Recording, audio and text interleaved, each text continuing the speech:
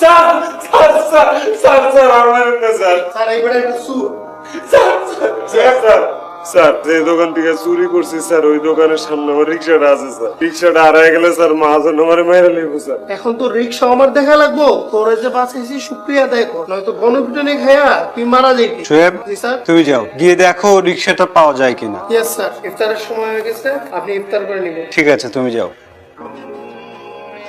যাই ইফতার টাইম।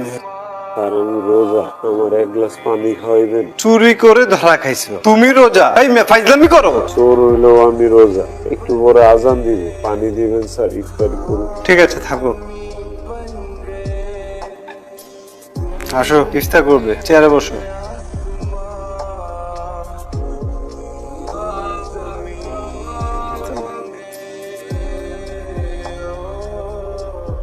খাও সবগুলো খাও।